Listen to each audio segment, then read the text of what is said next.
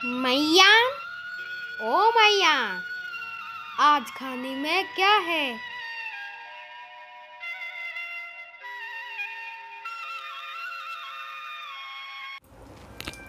राधे कृष्ण। अभी हम अपने किचन में हैं और आज बारी है महाराष्ट्रियन भोग बनाने की। तो आज हम दो रेसिपी लेकर आए हैं। सबसे पहला जो भोग रेसिपी है वो है बासुंदी। एक्चुअली बासुंदी जो है वो महाराष्ट्र में खाया जाता है और आपका गुजरात में भी खाया जाता है, बहुत खाया जाता है। लेकिन क्योंकि मैंने गुजरात की रेसिपी जो आपको दिखाई थी वो दो अलग दिखाई थी, तो बासुंदी को मैंने महाराष्ट्र में शामिल किया है। लेकिन ये गुजरात और महाराष्ट्र दोनों में खाई जाती है, दोनों जगह पर भगवान जी को प्रसाद में लगाया जाता है। और ये राबड़ी का जो दूसरे जगह में खाते हैं रबड़ी, उसी का ही फॉर्म है। लेकिन रबड़ी में और बासुंदी में बहुत अंतर है। रबड़ी जो होता है वो थोड़ा थिक होता है, लेकिन बासुंदी जो होता है रबड़ी से थोड़ा पतला होता है। और जो फ्लेवर जाते हैं बासुंदी में वो रबड़ी में नहीं जाते। रबड़ी का अपना फ्लेवर होता है, इसलिए रबड़ी में कोई फ्लेवर ऐड नहीं होता। जो ओरिजिनल ऑथेंटिक रबड़ी का रेसिपी होता है उसमें कोई फ्लेवर नहीं होता, क्योंकि दूध का जो अपना फ्लेवर आता है रिड्यूस होने के साथ साथ वही ऑथेंटिक फ्लेवर होता है रबड़ी का। तो बासुंदी के लिए हमें क्या चाहिए? बासुंदी के लिए हमें चाहिए, मैंने दूध लिया है 1 लीटर और मैंने उसको गैस पे चढ़ा रखा है ताकि वो उबलना शुरू हो जाए। और उसमें से थोड़ा दूध लेके मैंने यहाँ पर उसमें साफ़रान का स्टर्ड डाल के उसको भिगो के रखा है। ये हमें चाहिए। शक्कर हमें चाहिए स्वाद अनुसार, जितना आप देना चाहें उतना। और कंडेंस मिल्क हमें चाहिए, और चाहिए आलमंड चाहिए और पिस्ता चाहिए। पिस्ता मैंने रखा नहीं है वहाँ पर क्योंकि मैंने खोला नहीं है अभी तक। और ये है इलायची, और ये है एक जायफल। और जो जायफल का जो फ्लेवर होता है वो बासुंदी में जाता है, क्योंकि जो ऑथेंटिक बासुंदी होता है उसमें जायफल का फ्लेवर जाता है। तो हमें क्या करना है, इसका जायफल का और इलायची का एक पाउडर बना लेना है और चुटकी भर हमें उसमें डालना है, और उसमें सैफरन भी डालना है। और इसको हमें चॉप कर लेना है, रफली चॉप कर लेना है। और तो चलिए मैं दिखा देती हूँ जो मैंने दूध उबलने के लिए रखा है, उसके बाद हमें क्या करना है। ये मैंने 5-7 मिनट हो गए हैं दूध को रख दिया है इस पर उबलने के लिए। जब वो गर्म हो गया तो थोड़ा सा मैंने निकाल लिया था उसको बनाने के लिए, जो केसर उसमें डालने के लिए। और बासुंदी बनाते वक्त आपको ये बात ध्यान में रखना है, जो साइड में जो क्रीम लग जाते हैं उसको आपको मिलाते रहना है, क्योंकि बासुंदी का जो कलर होता है ऑथेंटिक कलर वो वाइट होता है। वो नहीं, जो रबड़ी की तरह ब्राउन नहीं होता। रबड़ी का जो कलर होता है ब्राउन होता है, क्योंकि वो बहुत रिड्यूस होता है। और ये इतना रिड्यूस नहीं करना है, हमें हाफ कर लेना है। लेकिन रबड़ी तो पूरा रिड्यूस हो जाता है, बहुत ही थिक होता है। और इसको आपको टाइम देना पड़ेगा, इसको बहुत ऊपर मलाई नहीं जमने देना है। और अगर जम जाता है तो साइड में ऐसे लगा लेना है, एक साथ साइड में ऐसे ऐसे करके लगा लेना है, और उसके तुरंत बाद उसको निकाल के उसके अंदर मिला लेना है। और इसके लिए आपको फुल फैट क्रीम वाला जो दूध होता है वो चाहिए। मैंने यहाँ पे 1 लीटर लिया है, और आप चाहें तो बहुत ज़्यादा ले सकते हैं। जो महाराष्ट्र है वहाँ पर भी क्या होता है, हम जो कृष्ण की बात कर रहे हैं, कृष्ण के भक्त की बात कर रहे हैं, तो आज महाराष्ट्र की रेसिपी है। तो वहाँ पर बहुत सारे कृष्ण भक्त हैं जिनके बारे में शायद बहुत सारे लोगों को पता नहीं होगा। उसमें से सबसे पहला जो कृष्ण मंदिर है विट्ठल मंदिर, और विट्ठल मंदिर जो है वो बहुत फेमस है महाराष्ट्र में। और उनके जो बहुत बड़े भक्त थे पुंडलिक, उनके बारे में आज हम बात करेंगे। और जो पुंडलिक थे वो कुंडलिनी जो योगा होती है ना, कुंडलिनी योगा, आप तो उनका नाम भी सुना होगा कुंडलिनी योगा का। जो सबसे पहले कुछ संत थे जिन्होंने कुंडलिनी योगा को बहुत फेमस कराया, उसकी उपयोगिता के बारे में लोगों को बताया, उनमें से पुंडलिक बहुत थे। इसलिए कई लोग उन्हें कुंडलिक भी कहते हैं, पुंडलिक और कुंडलिक कहते हैं। और उनके जो माता पिता थे वो पुंडलिक जो थे उनके माता पिता को कुछ पसंद नहीं करते थे खास। और उनकी जो अर्लियर लाइफ थी वो बहुत ही मतलब ख़राब थी। वो नशेड़ी थे, गलत संगत में पड़ गए थे। और एक दिन वो भगवान के तो भक्त थे ही, लेकिन गलत संगत में भी थे। फिर भी भगवान जी उनके भक्ति में प्रसन्न होकर उनके घर के बाहर आके खड़े हो गए थे उनसे मिलने के लिए। तो जैसा मैंने जगन्नाथ जी के एक एपिसोड में कहा था, कैसे जो बलराम दास थे जैसे वो जितने बड़े भक्त थे उतने बड़े और उतना ही उनका संगत मतलब खराब था। वो मतलब क्या कहते थे, जो बारांगनाएँ जो होती हैं, वीरांगना और बारांगना दोनों अलग चीज़ होती है। वीरांगना जो होती है वो होती है वीर कन्याएँ, और बारांगना जो होती है वो कुछ अलग होता है।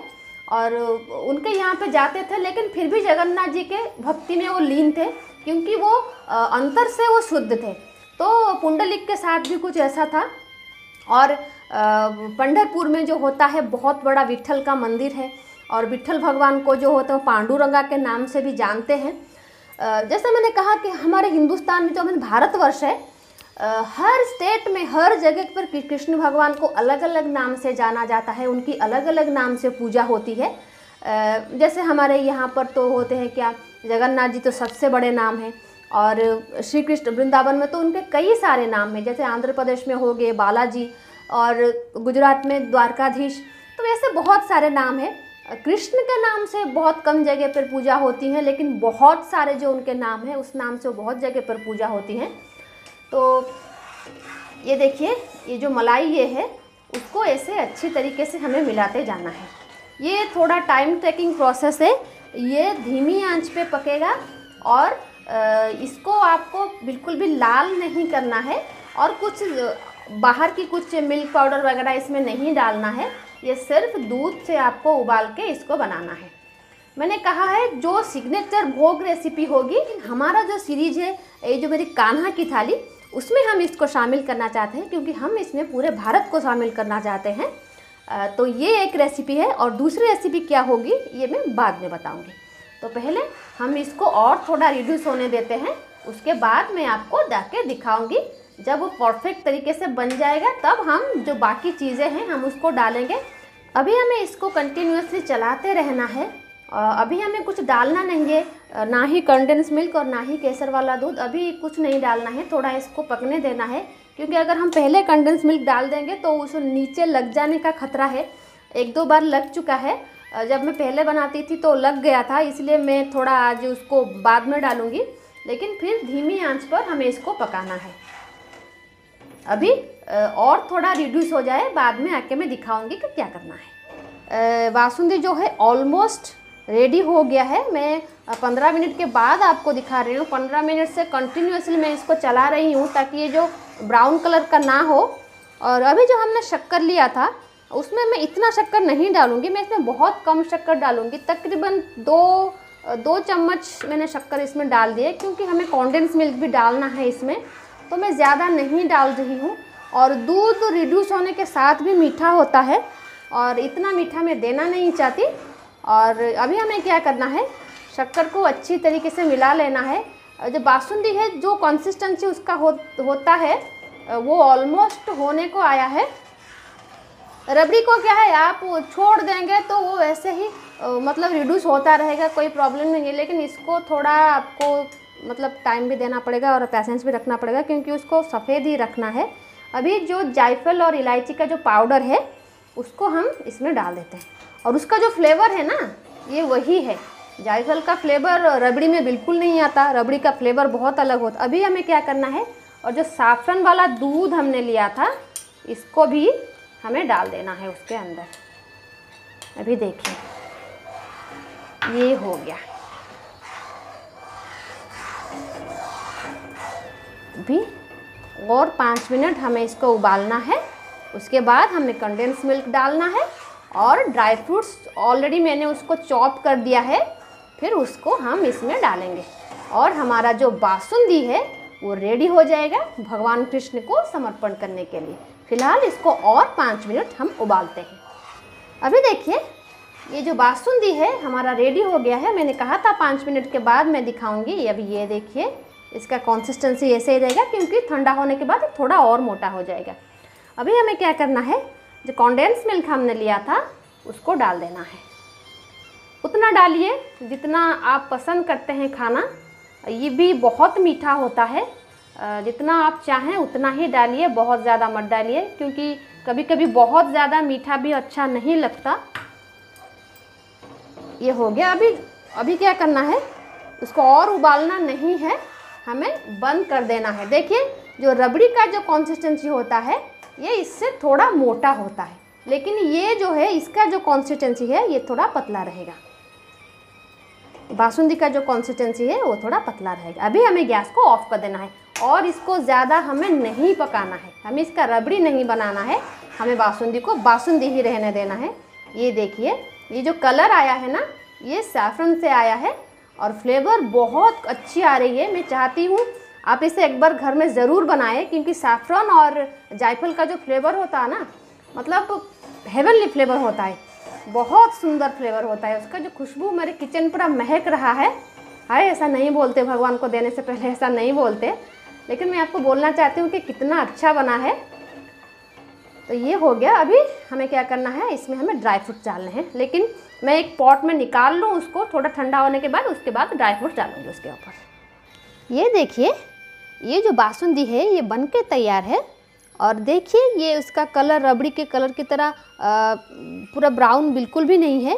ये जो रंग आ रहा है ये सैफरन की वजह से है और ये रबड़ी से थोड़ा पतला है।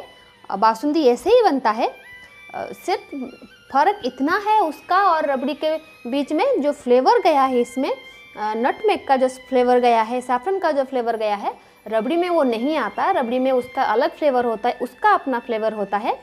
इसलिए आप दोनों को खाएंगे तो आपको पता चल जाएगा कि दोनों किस तरीके से अलग हैं। तो हमारी कान्हा जी के लिए आज ये थी एक रेसिपी जो हमारी कान्हा की थाली में जाएगी। आई होप ये रेसिपी आपको अच्छी लगी होगी। अगर अच्छी लगी है तो प्लीज़ हमारे चैनल को लाइक और सब्सक्राइब कीजिए और बेल आइकन को दबा दीजिए ताकि आने वाले वीडियो का नोटिफिकेशन आपको मिल सके। तो फिर महाराष्ट्र की एक दूसरी रेसिपी हम बनाएंगे। तो आज के लिए इतना ही। रहते हैं, घर में रहिए, स्वस्थ रहिए। हमारा ये वीडियो देखने के लिए आपका बहुत बहुत धन्यवाद। जय जगन्नाथ।